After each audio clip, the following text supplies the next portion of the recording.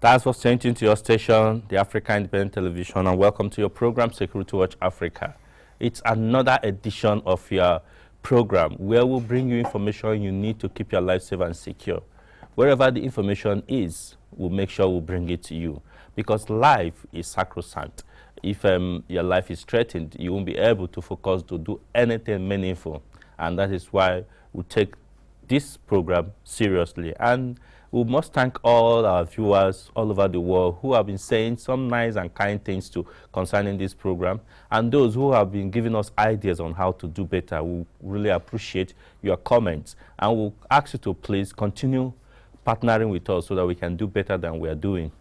Part of partnership, it's your kind words and your prayers and your well wishes, but more importantly, we need your support. We need you to endorse this program, sponsor this program so that we can do better. There's so many things we need to do, which resources is we on our own can't raise our resources, but with your support, I believe we can do better.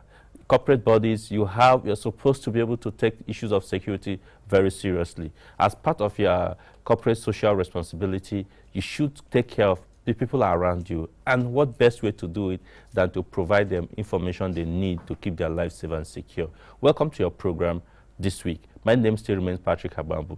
Last week we started up on a very interesting topic which a lot of people have reached out to us to say this is very, very important, and they really want us to continue with it. And we said, look, we're going to continue. And we had as a guest last week the regular Shina Phillips, who is the Security Watch Africa international assessor. But we've decided to add somebody who has passion for social well-being of the country, Nigeria, and Africa as a whole. My friend, my brother, Barrister Ahmed Abbas. So we'll be looking at this issue, fight against illicit drug production and consumption in Nigeria. As preamble last week, we did talk about the effects and the usage of these illicit drugs, how it affects productive sector, and what is being done by the law enforcement agencies to reduce production, consumption, and trafficking. Today we will look at issues of how can we stop the production and the consumption in Nigeria. Some say that the more the law enforcement agency, talking about the National Drug Law Enforcement Agency, NDLEA, the more they try to prevent Nigerians from taking these drugs, trafficking these drugs out, the more Nigerians internally consume them. This is a paradox, but that is what I'll be wanting my guests to look into, to see whether the effective performance of NDLEA is helping to promote consumption locally. But let's first of all show you a clip of our visit to the NDLEA facility at the Nnamdi Azikiwe International Airport, Abuja, to show you the state-of-the-art equipment which they have to be able to dictate carriers. Stay tuned. Proper passengers traveling to consume concrete. After profiling, we refer him to this office. Document his traveling documents. He walked down to the machine. So walk down to the machine straight and stand on that platform, holy platform. So we face this side.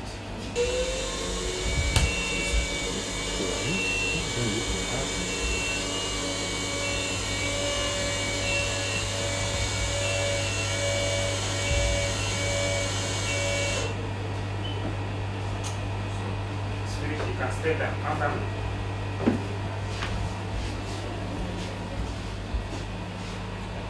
This machine is called itemizer.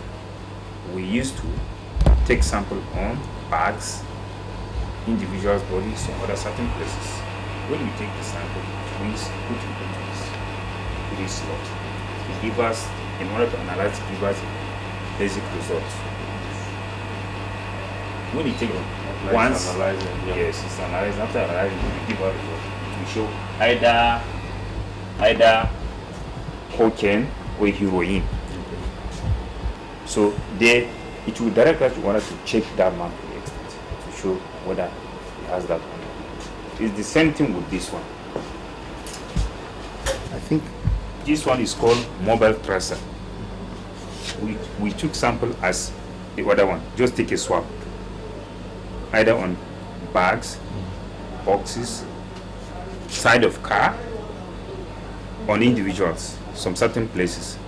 So we put it directly into this, as we did the other time. Just put it here for analyzing. So after some seconds, we just trigger it. As it's reading now. It's reading now. It's easier. This is Tunak atomizer as well. It works with thermal. Okay. Now, if for any reason we're able to see substance that is suspicious, this machine will instantly read what it is. Like if you carry alabo, it will not react because it's not known to it. But once you have cannabis, heroin, cocaine, or any other drugs, so said, this machine will tell you that, hey, there is element of ephedrine, or there is element of cocaine, or there is heroin inside. So that will reduces your time, and then by now you should focus more on what you need to do. Yeah. The command arrested over 30 suspects related to drugs trafficking and seized over 50 kilograms of different narcotics and psychotropic substances at the Abuja airport in 2015. Yeah, welcome back. I'm sure you had it, you saw it, and you had it there about the secondary scanning room of the National Drug Law Enforcement Agency in the International Airport in Abuja. Like I said, I was impressed, particularly on what I saw, knowing that Nigeria, we can employ some technology to be able to dictate some of our all these crimes and criminals, and though they are suspects until they are proven. Even when the drugs are seen with you, you're still a suspect until a competent court say yes, actually yes, you carry drug. So, but we must, to me, I must say kudos to the NDLA. But let me hear from my guest about how they feel, because this equipment incidentally has been there for some time now, but the commitment of the personnel seems not to be as much as it is now. I don't know now, because now there are more results. Like somebody said, more federal government agencies seems to be working better than they used to work before. Let me start from you, because last week we started off with you. Yeah, well, Phil, how do you feel? From your intro, I mean, for me, it's a bit worrisome, you know, very, very troubling that at some point, Nigeria was seen as just a mere trafficking point. Now it has degenerated to production and consumption. Now, for any country where there is production of illicit drugs, you can bet that you have cartels, you have dangerous groups. And my fear is that if we do not tackle this strategically, intelligently, with cartels here and there, then we are likely, God forbid, to begin to see, you know, drug wars. Because there's usually the place of betrayal and suspicion amongst them. And if that begins to happen, which God, we pray that will never happen in this country. So you know that society will suffer for it. Because wherever this production is taking place, everyone in that environment begins to live in perpetual fear. But then you can also tell that if production increase, God forbid, that they also want to begin to influence politicians in this country. Because that's what obtains out there in countries where production, where you have major production, the cartels, the mafias controlling government. Because they want to be in control. So what I'm saying in effect that for us, since we have clue that production is taking place in Nigeria, then we need a lot of intelligence gathering. We need a lot of we need we need technology to begin to map out, then track these places and begin to fight these people, because we shouldn't allow them to grow into some formidable cartel. Okay. Yeah, well, let me call Barrister. I'll come to you. How do you feel, as I know you have been passionate about Nigeria getting things right, with the improved momentum by government officials in trying to do what they are supposed to rightly do? Now we're getting them to do much better. Thank you, Patrick.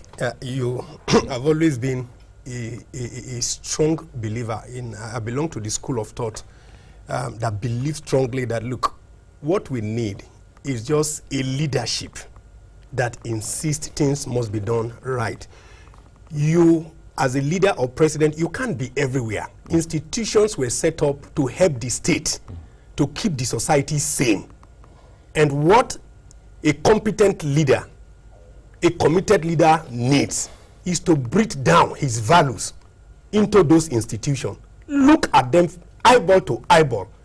Ask them to do what they were paid to do, or get out of the way for competent people to take over. Akunyili was just a typical example.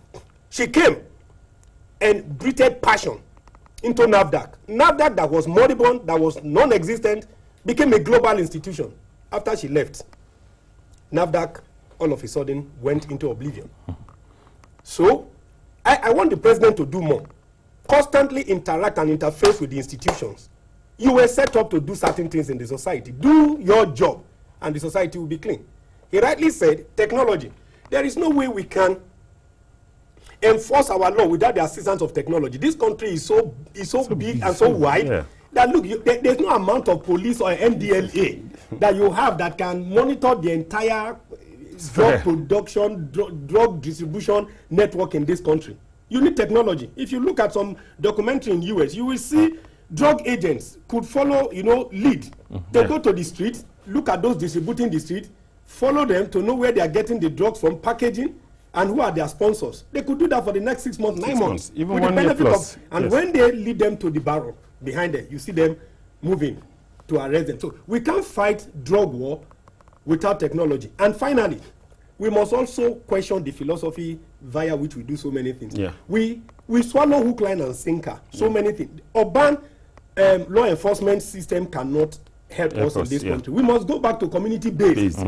We must go back. So we really need to re-engineer, rejig the entire the production of drugs at the local level.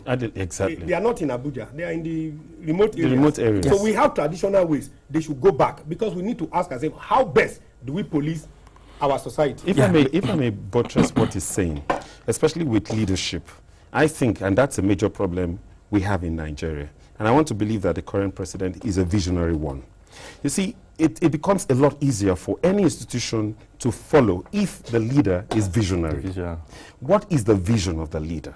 When you have a leader with a vision, you have those who will follow with ease. You can be very passionate about something, but if there's no vision, it's simply hard work. Okay. All right. Viewers, you are joining us. We are looking at this issue, illicit drug production and consumption in Nigeria. The dangers of this is so much, because it affects the productive sector, it affects the well-being of the person, either the user or whoever it is. Even those who deal on it, like Philip did say, forming cartel, and there's drug war, and so a lot of issues, and we'll pray and hope that Nigeria does not get to that level. On screen, you'll be seeing some of the pictures and clips of people who are already hooked on drugs and the different types of drugs, really. But like I want to look at the issue about Nigeria particularly. Yes. I would say that when you talk about these illicit drugs, there are some that are produced in Nigeria, there are some that are imported. For instance, I know that we don't produce cocaine in Nigeria, we don't produce heroin in Nigeria, there are some other issues, but we have our own local ingenuity that are produced some that are even as deadly as all these. Some they call SK, some they call what's it called now, solutions. Do you understand? Then the popular Indian hemp that is being grown and produced in some places. In some part of this country, they even use Indian hemp as a home decoration in some places, and they use it and all that. Now, my question now is, let me start from you, because you were not with us last week. Where does the danger lies? Is it in the production or in the consumption, in your own calculation? There will be no consumption if there is no production. Okay. There will be no consumption. There will be nothing for you to consume if there is no consumption. So we need to go back And tackle, because if you are talking about, you know, the consumption, the distribution, you are just simply trying to like weed the leaves, the branches of the tree, without going to the taproot. Yeah. So we need to trail the production base. Okay. If we tackle the production base, you've taken out distribution, you've taken out consumption. Okay. Yeah, as an international assessor, I want to ask you this. You know, we need to bring out some of all these issues. Some have jokingly said that NDLA is doing so well. They are preventing Nigerians from trafficking these drugs away. And because of that, they now found easy markets in Nigeria because it's available now for people to consume. What would you have preferred? Should NDA relax stopping people from trafficking? I think or what should they do? Because when you traffic, you spoil Nigerian image abroad. But when you consume here, you destroy the system in the country. I think it should be holistic. You know, the approach should be. I always believe in strategizing. You not just think, but strategic thinking. You know, you can have all the equipment, but if your strategy is not good enough, you just find yourself in a circle. And so, combating production or trafficking, we should also, you know, have in mind that as we try to prevent that you must have a strong base where consumption too will be impossible. And it just comes down, like what you rightly said, get to the root. Because for any issue, if you can get to the root, leave the effect will not be there anymore. If you can find the cause of something, you know, you've been able to deal with a major issue. So for NDLA, they are doing very well. But I also think, like the barrister rightly said, there's need for community partnership. Because the intel you need cannot come from anywhere except the communities. Get the traditional rulers involved. Get the touts that are there. You know, infiltration is also a major problem with our agencies. Our traditional ruler, just in Kaduna State, 2 weeks ago, the governor of Kaduna State suspended a traditional ruler who was caught and currently facing trials in courts of law because of dealing in Jahim. We can't say that all traditional rulers like with trafficking, with any form, with production, you have powerful men that are behind them. So, and it comes down to get the right information that will take you to that man who is funding. It could be a traditional ruler. Nevertheless, that one traditional ruler was caught in that business doesn't mean that all traditional rulers are in the business. So you still need them to be involved in the fight against illicit drugs. And you see, our agencies are strong, but it comes down to manpower. You can't do it alone. With the war against illicit drugs and all, I still say that it's a total Nigerian fight. Okay. This is something that have come to completely assuage and even take the peace of this country, because the later effect, if there's consumption, society will suffer for it. So what would you advocate? Sensitization. Because as I was going to call, sensitization. Today, people, even in school, primary schools, you see some people still take this Indian hemp. Secondary schools, they are hooked on it. Universities, they are hooked on it. Everybody. And they get addicted. Preparatory to this program, I remember that Shida and I were interacting with somebody people yesterday to be able to find out what drives them into this and what are they doing. And it's so scary and disturbing that some they can't even live without. In the public, they were asking that, they wish there was what it is, something called Scala, or that they need this to mix with this. They need Benylin to be able to drink the Coke that they have with them, Coca-Cola. It's shocking. So that is it. So in terms of sensitization, like you said, what will you be advocating? You see, the greatest challenge I've seen, being born in Nigeria, lived in Nigeria all my life, interact with institutions and processes and procedure, is that we need a re-engineering of our processes in this country. We need, because every country, human beings are the same everywhere, including United States of America. the politicians in Washington, D.C. are not different from the politicians in Nigeria. The lawyers in America are not different from the lawyers in Nigeria. The only thing is that their processes are so watertight. Yeah. It's so watertight. Like you rightly said, all traditional rulers cannot be criminal. They can all not be saints. In every society, you have crooked traditional rulers, crooked lawyers, crooked accountants, crooked doctors, crooked journalists, crooked politicians, and not the rest of them. But what we need is a system that will audit itself. And we need a system that can identify competent hands that will come preside over a system, fine-tune, re-engineer it, put in values there that becomes a culture, so that every system becomes efficient. If the system is efficient, it will constantly weed out the bad eggs around it. And that's how you rejuvenate a society. What we need today is that our systems have collapsed. The processes are not there. Anybody can come and do something. Let me just quote what one man said. He said that an efficient system can actually checkmate the most powerful president in the world. Yes. An efficient system. Yes. If you are very powerful as a president, an efficient system can actually cage you. But you see, an inefficient system can actually give room for a moron to run riot and mess everybody up. Are you getting my point? Yes. So what we need is an efficient system in such a way that even if you are the most powerful guy, the system has a way of checking you. Look at Barack Obama, the most prestigious president in the whole world. But there are things he wants to do that the system has a way of saying, oh boy, you can't just do it alone. Even though sometimes some of those things are good. But the Congress is there to checkmate the president, and the president will keep arguing and begging them that this is what, look at gun control for example. For example, yeah. Let me tell you, the gun control in the US, the debate is that he said we have access to too much gun.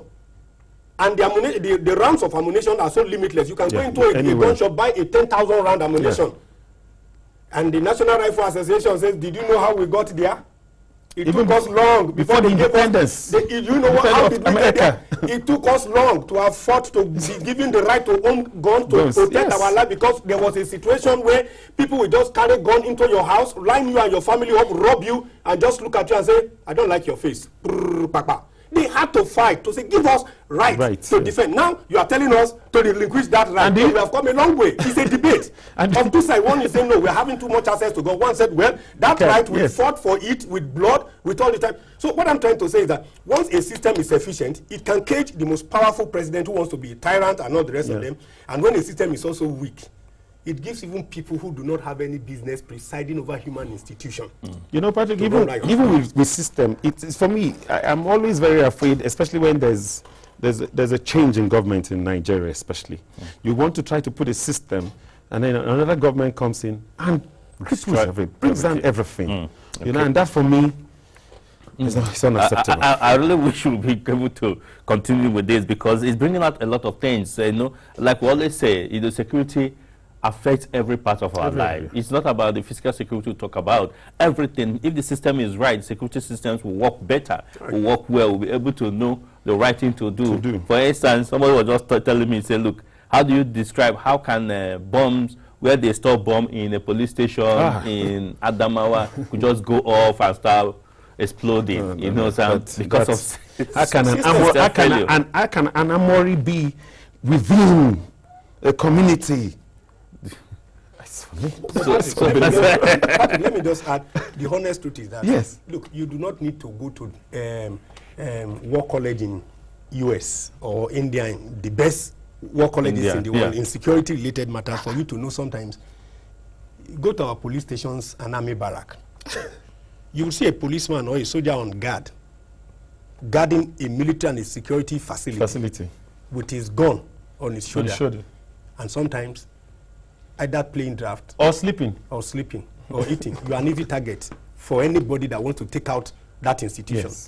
So there must be some element of alertness. When you are guarding, you are on duty. Your gun should be ready, not necessarily cocked, but your eyes going to and fro. But sometimes you see like a desiccal attitude by our security men. I'm saying we need total reorientation. So that means there's no system to check. There's no system to check. It's a major problem. All right, so we must build system. I know there have been this debate where Do we need strong leadership in Africa, or we need strong institutions? Without strong leadership, you may not get. You can never get institutions. And we should also be careful when we say strong leadership, because for most African leaders, strong leadership amounts to tyranny. Yes. But strong leadership is vision. Yes. Core values. If you don't have strong leader, institution where you don't have strong leader, you don't have strong institution. See, what happens? You know, my definition of strong leadership is that goodwill, the value, strong will, the ethical values with which you build the society is what acts as the pillar. Look, when you don't have ethical values in leadership, you are simply compromising the pillar of a house. It will collapse.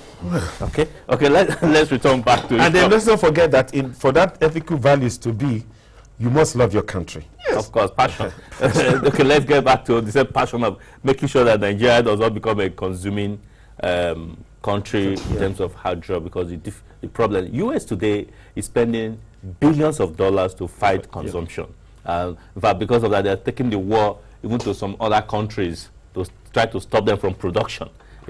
In Afghanistan, where you have the heroin, and Afghanistan and other countries, in Colombia, where you have the cocaine and all those areas, the US is spending a lot of money. But for us here, we are still in the primary stage, but we hope not to go further. But in the final, because we must leave immediately.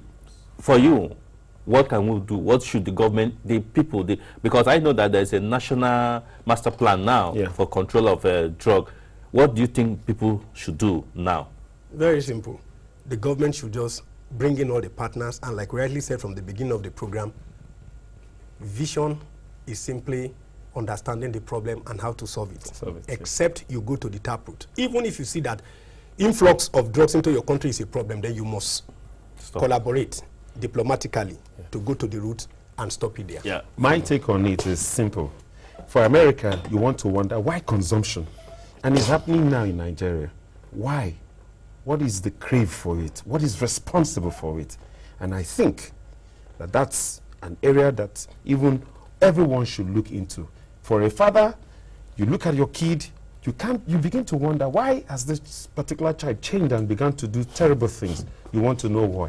What is responsible for it? So let us track to know exactly the psychological problem responsible for this really, like, it's always interesting coming on with issues like this. We can't really exhaust it, but we'll try to do the little we can. I'm sure that you have gained one or two things. And in the final word from Philip, it says that to me is that parenting must be very, very effective. You must be able to monitor your words to find out that they are doing the right thing in the kind of companies they keep, even at school or at home, must be checked so that you don't get a child who gets involved into it. Because like he said, if there's no production, there can be consumption. And we must leave you now for other programs to come in. Just Philip, thank you very much for being on the program. We'll continue again on this issue. We'll be talking continuation of our national security by next week. Yeah, thank you.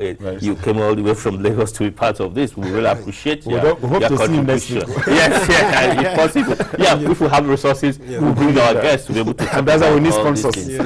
So really, until we come again, your way again next week, I must say bye for now.